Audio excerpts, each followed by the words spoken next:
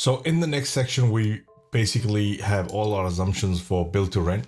So construction cost calculations, you want to do that based on per unit or per meter square. So this section is applicable to the BTR unit section, which is right here. And anything that you do here. So we try and bring everything onto the dashboard so that the most thinking and the most details that you need to come up with are all housed in dashboard.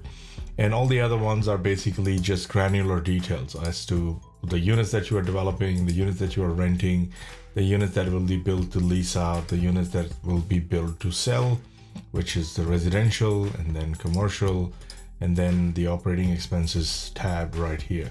So all of these, all the assumptions are driven by the dashboard. So build to rent, this unit's number 4 is all related to here. So we've kind of color coded everything. So this is green, you'll be able to see the green tab. And everything that you select here, the more you can select here, the less you have to enter here, because all the details and everything that you're selecting is automatically getting picked up from the dashboard. So you can select construction cost calculation is going to be per unit or per square feet.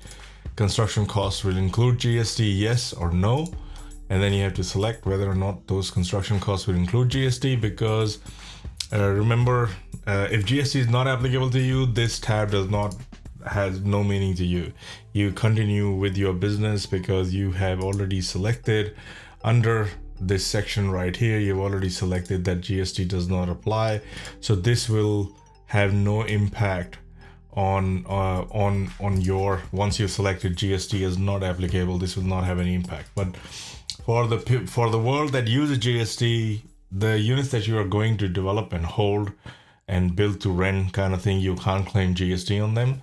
And that is where we give you the full flexibility of deciding whether or not the construction on this would include GST or not include GST.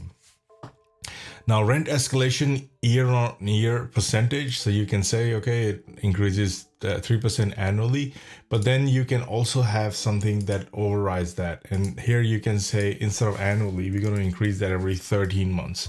So what will happen is the rent escalation, instead of happening every 12 months, is now happening every 13 months.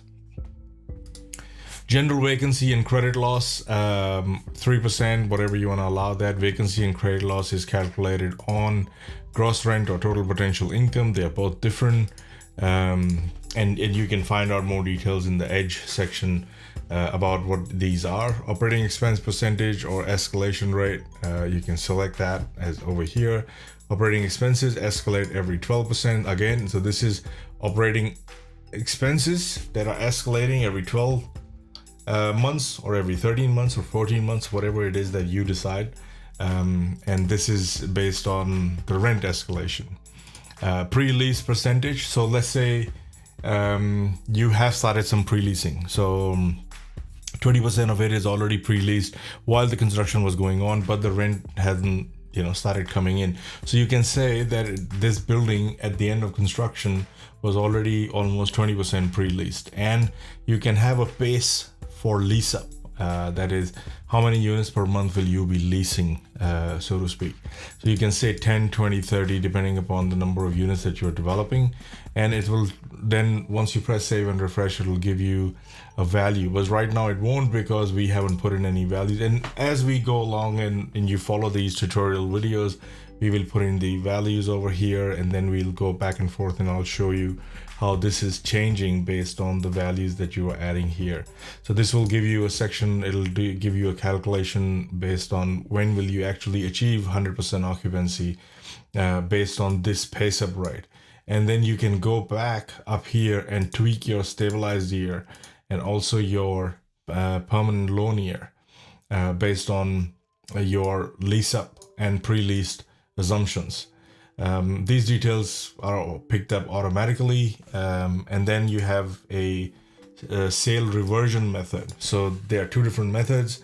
One is the capital growth method. Now this is something that is not used in America at all, in US at all. If you are from US, then you will have to go with the sale option 1, which is value based on NOI or cash flow from operations. So based on NOI or CFFO, what they mean. Again, you will find them under decision metrics once you are in there.